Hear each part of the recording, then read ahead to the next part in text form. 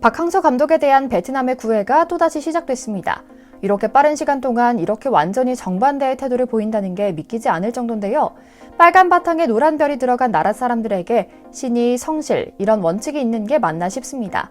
동남아 권역에서도 약체로 취급받던 베트남 축구에 선진 축구 분석관 제도와 후세대 양성을 위한 유소년 시스템을 만들어준 박항서 감독에게는 코로나를 핑계로 돈 같지도 않은 돈을 주면서 한국인이 고액 연봉을 받아가고 있다, 베트남에 기부하지 않는다 등의 각종 음해를 일삼아 왔는데요.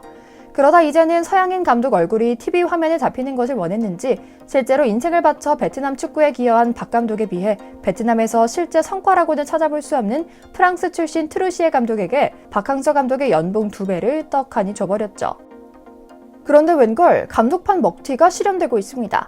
동남아는 상대할 나라가 없고 이제는 한국도 꺾을 수준이라며 자신있게 다음 월드컵 본선 무대에 도전하겠다던 베트남 축구대표팀이 이번 동남아시안게임에서 처참한 경기력을 보이자 갑자기 태세 전환하며 박 감독에게 구애 활동을 펼치기 시작한 겁니다.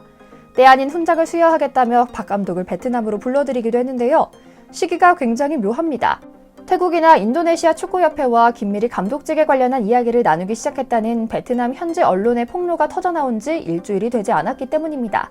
마치 동남아시안게임에서 형편없는 경기력을 보인 대표팀 감독 자리를 트루시에 감독에게 빼앗아 박 감독에게 넘기겠다는 모양새였죠.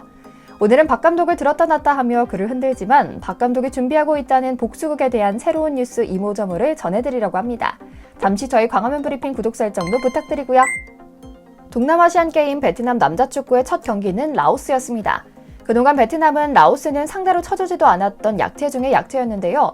박항서 감독 지휘 아래 베트남은 동남아 권역 탑티어 국가로 우뚝 솟을 수 있었죠. 그런데 웬걸 숫자 자체는 2대0으로 이기긴 했지만 경기 결과는 허접하기 그지없었습니다. 누구라도 경기에 관심을 갖고 본 팬들이라면 야유를 퍼부을 수밖에 없는 경기력이었죠.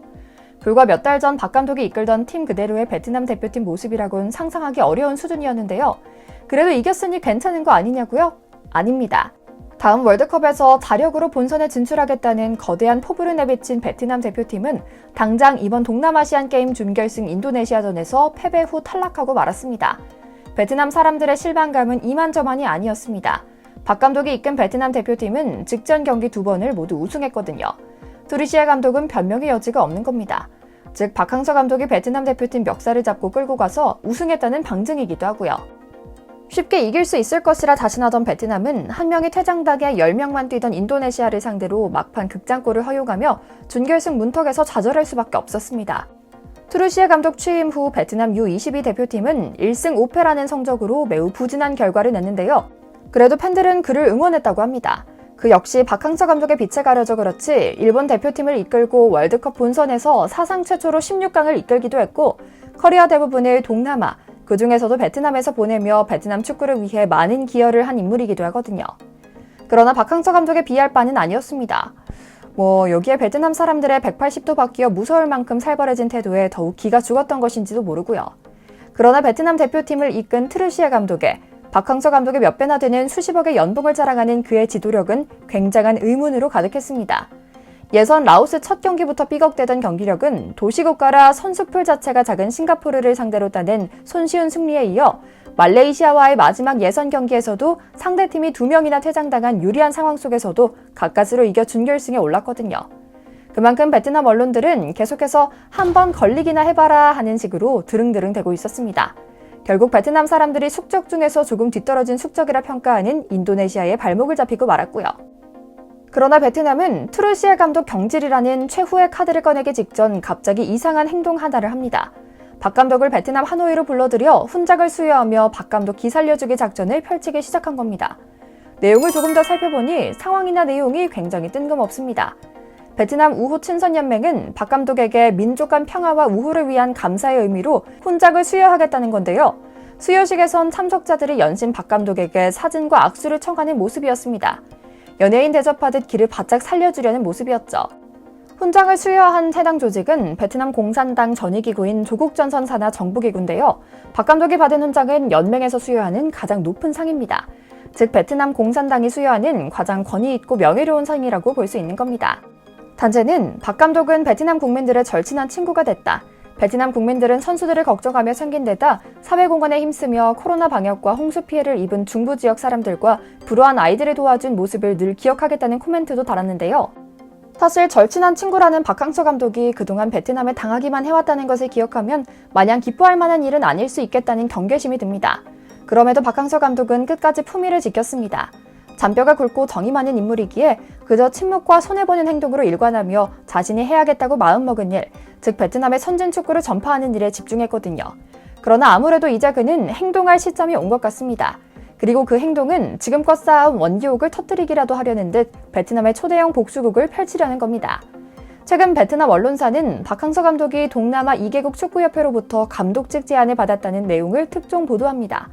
베트남은 박항서 감독이 지난 봄 동남아시아 축구 선수권 대회를 마지막으로 베트남을 떠나겠다고 한 이후로 자신들이 내가 먹지 못하면 그 누구도 먹을 수 없다는 놀부심부로 태국과 인도네시아 등 동남아 곳곳에 프락치를 심어뒀는데요.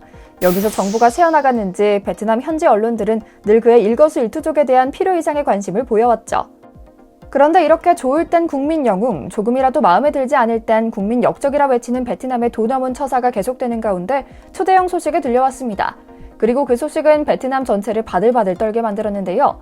박항서 감독의 향후 행보에 대해 온 관심이 쏠려있는 동남아 현지 언론들은 일제히 그가 태국 대표팀 감독을 맡을 것이라는 보도를 내놓았던 겁니다.